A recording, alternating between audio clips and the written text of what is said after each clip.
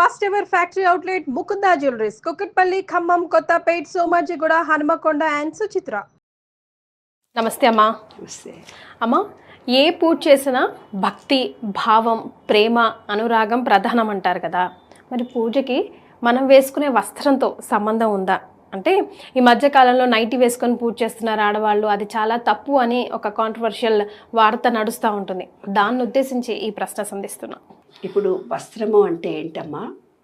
ఇప్పుడు నైట్ గౌన్లు అనేది మా అప్పుడు లేదు. పంజాబీ డ్రెస్సులు కూడా మేము వేసుకోలేదు. ఓణి తర్వాత చీరలు. యూఎస్లో అయితే చెడ్డీలు అవి కూడా వేసుకుంటారు. పిల్లలు కూడా చిన్న చిన్న డ్రెస్సులు వేసుకుంటారు. ఆయా ప్రాంతాలకు తగినటువంటి శారీరకంగా ఆ డ్రెస్సులు ఏర్పడ్డాయి. అక్కడి వాతావరణానికి తగినటువంటి డ్రెస్సులు మనకు అలవాటు పడ్డాయి. చల్లగా ఉండే ప్రదేశంలో ఎక్కువ వేసుకుంటారు, థిక్వి స్వెటర్లు వేసుకుంటారు, తలకి చుట్టుకుంటారు. వేడి ప్రాంతంలో ఉండేవాళ్ళు చాలా లైట్ డ్రెస్సులు, చేనేత దుస్తులు వేసుకోవడము. అలాగే రాను రాను ఏమైపోయిందంటే స్త్రీలకు కొంచెం కంఫర్టబుల్గా ఉండేది పాశ్చాత్య దేశం నుంచి మనకు నైట్ గౌన్లు అనేవి వచ్చినాయి. ఆ వచ్చిన తర్వాత పంజాబీ డ్రెస్సులు వేసుకునే వాళ్ళు, చీరలు కట్టుకునే వాళ్ళు కూడా నైట్ గౌన్లు వేసుకుంటారు. నైట్ గౌన్లు వేసుకున్నంత మాత్రాన అదే పూజ చేస్తున్నారు అని అంటే తప్పేమీ కాదు. ఎందుకంటే నువ్వు వేసుకున్న వస్త్రము పొద్దున్న నుంచి వేసుకున్నదా, అది అప్పుడే వేసుకున్నదా, అది ఆ నైట్ గౌన్లో పూజ చేస్తున్నప్పుడు చూసే వాళ్ళ భావన వేరుగా ఉంటుంది. నాన్న, మనము హిందూ భారత సంస్కృతితో మనం పుట్టాము. ఇప్పుడు నేను ఒకరోజు ఎవరితో అన్నాను, పంజాబీ డ్రెస్ వేసుకున్నాను, పోయి వీడియోలో మాట్లాడనా అంటే, అయ్యో బాగుండదు మేడం, మీరు చీర కట్టుకుంటేనే బాగుంటుంది అని అన్నారు. యుఎస్ నుంచి ఆ రోజే వచ్చాను నేను. అప్పుడు నాకు చీరలు అవి నాకు అందుబాటులో లేవు. నేను పంజాబీ డ్రెస్ వేసుకొని పోతానంటే, వద్దమ్మా నువ్వు చీరనే కట్టుకోవాలన్నారు. ఎందుకు ఆ భావన కలిగింది మనకు?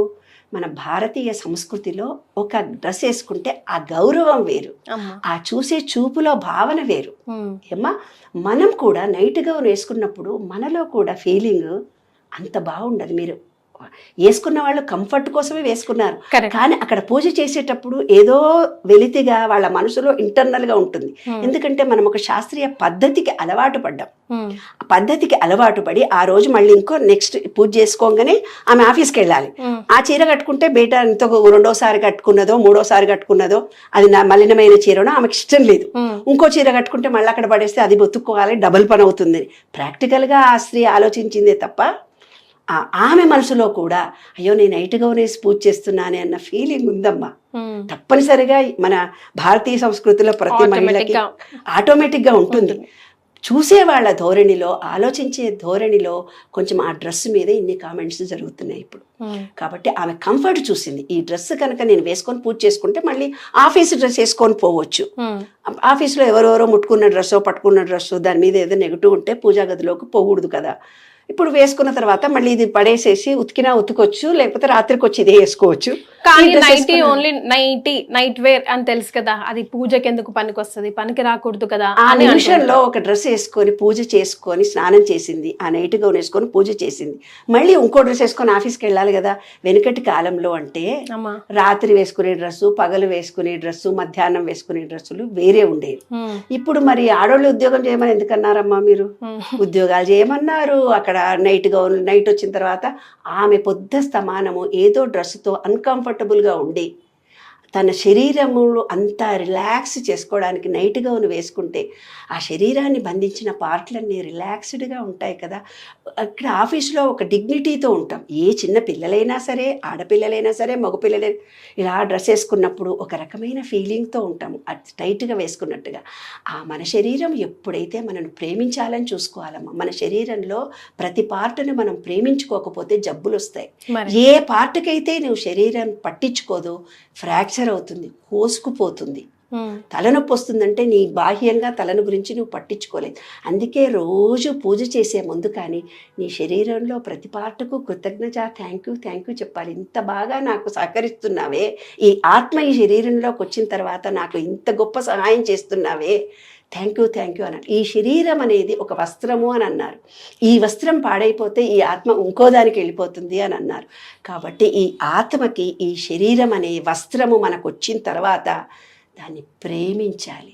ఆ ఆత్మ అనుకుంటుందట ఎప్పుడు చూసినా ఏడుస్తూ బాధలు కష్టం, ఇటువంటి దానికోసం ఈ జన్మ ఈ శరీరాన్ని ఇచ్చాను, వేస్ట్ ఈమెకి ఇవ్వద్దు అనుకొని రోగం వస్తుందంట మనకి. కాబట్టి రిలాక్సేషన్ అనేది ఎలా వచ్చింది, ఆమె వేసుకునే డ్రెస్ వల్ల ఆమె శరీరాన్ని కంఫర్ట్గా చూసుకొని దాన్ని ప్రేమించింది కాబట్టి వేసుకుంది. ఆమె కంఫర్ట్గా ఉన్న డ్రెస్ ఆమె వేసుకుంది. అట్లంటే మగవాళ్ళు ఇప్పుడు చెడ్డీలే వేసుకుంటున్నారు కదా, మనకు కూడా చూసేందుకు కొంచెం అట్టిట్ట అన్ఈజీగానే ఉంది కదా. అయినా చూస్తున్నామా లేదా ఫ్యాషన్ అని. కానీ అమ్మ మీరే అంటారు కదా, పూజలో ముఖ్యంగా ఆ పాజిటివ్ ఎనర్జీ రిసీవ్ చేసుకోవాలంటే పట్టు వస్త్రాలకి ఆ పవర్ ఎక్కువ ఉంటుంది. అదే దాని కాటన్, సింథటిక్ అండ్ కరెక్ట్ మాట. వ్రతం చేసుకున్నా, వ్రతాలు చేసుకున్నా, హోమాలు చేసుకున్నా, గుడికి వెళ్ళినా పట్టు వస్త్రము తడి వస్త్రముతోటే ఎనర్జీ మన బాడీకి వస్తుంది. శివరాత్రి రోజు తడి బట్టలతో తిరిగినప్పుడు వాళ్ళకి ఎనర్జీ తొందరగా వస్తుంది. అలాగే మనం వేసుకున్న డ్రెస్ పట్టు వస్త్రంతోటే పూజ చేయాలి. చండీ హోమాలు కానీ, వరలక్ష్మి పూజలు కానీ, ఏమన్నా పట్టు వస్త్రం ఉందా కట్టుకొని రండి పూజ చేయండి అంటారు. మనం పెట్టకపోతే పుట్టింటి వాళ్ళు పెట్టాలి అంటారు, లేదంటే ఎవరో బిడ్డలో ఎవరో పెట్టాలి అంటారు. ఆ శాస్త్రం పెట్టింది అందుకే. వాళ్ళ దగ్గర లేకపోతే వేరే వాళ్ళన్నా బొట్టు పెట్టిస్తే అది కట్టుకోవాలి అనేది ఉద్దేశం. మరే పట్టు వస్త్రం కట్టుకుంటే భగవత్ శక్తి మనకు వస్తుంది. ఆ అనంత విశ్వ చైతన్య శక్తి మనలో నిబుడీకృతం అవుతుంది. మనలో ఉండే పంచభూతాలు యాక్టివేట్ అవుతాయి. మనం ఎంత పాజిటివ్ ఎనర్జీతో ఉంటారో వాళ్ళకి అన్ని కోరికలు తీరుతాయి. ఇప్పుడు ఎప్పుడు చూసినా నెగిటివ్ మాటలు మాట్లాడుకుంటే ఉంటారు నాన్న. ఎప్పుడు వాడేం జరుగుతుంది, ఇప్పుడు మాకు తెలిసిన ఫ్యామిలీలో భర్త ఎప్పుడు నెగిటివ్నే మాట్లాడతాడు. ప్లంబర్ దొరుకుతాడు అంటుంటాడు అబ్బాయి. నీకెందుకండి, నేను ప్లంబర్ని పిలుస్తాను బయటకు నిలబడుతుంది అమ్మాయి. ప్లంబర్ దొరుకుతాడు నాకు అనుకొని వెళ్తుంది. అక్కడ ఎవరో రోడ్డు మీద పోతుంటాడు, ఎవరమ్మా ఎవరు బాబుని అంటే నేను ప్లంబర్నమ్మా అంటాడు. నాకు ప్లంబర్ దొరకడు అని మొగుడు నిలబడ్డాడు. ఈ అమ్మాయి నాకు దొరుకుతుంది, ప్లంబరే కావాలని మనసులో అనుకుంది, వెళ్ళిపోతున్న అబ్బాయి నేను ప్లంబర్ని అన్నాడు. అదే నెగిటివ్ ఆలోచనతో నాకు ఎవరు సహాయం చేయరు ఇవాళ అనుకుంటే ఎవరు సహాయం చేయడు. నా దరిద్రం ఇంతే నా జీవితము అనుకున్న వాళ్ళకి అలాగే ఉంటుంది. నెగిటివ్ మాట మీలో ఉన్నప్పుడు, నెగిటివ్ భావాలు మీలో ఉన్నప్పుడు ఏ డ్రెస్సు వేసుకున్నా కూడా పాజిటివ్ ఎనర్జీ రాదు తల్లి. నైట్ గౌన్లు కాదు, పట్టు చీరలు కాదు, ఏం వేసుకున్నా. కాబట్టి పాజిటివ్ థింకింగ్ ఉండాలి, విశ్వం మీద నమ్మకం ఉండాలి, విశ్వాసం ఉండాలి, ప్రేమ ఉండాలి, ఎదుటి మనిషిని ప్రేమించగలగాలి, పాజిటివ్గా మాట్లాడాలి. అప్పుడు మీకు ఎనర్జీ వస్తుంది. సూపర్ అమ్మా, well said. Thank you so much.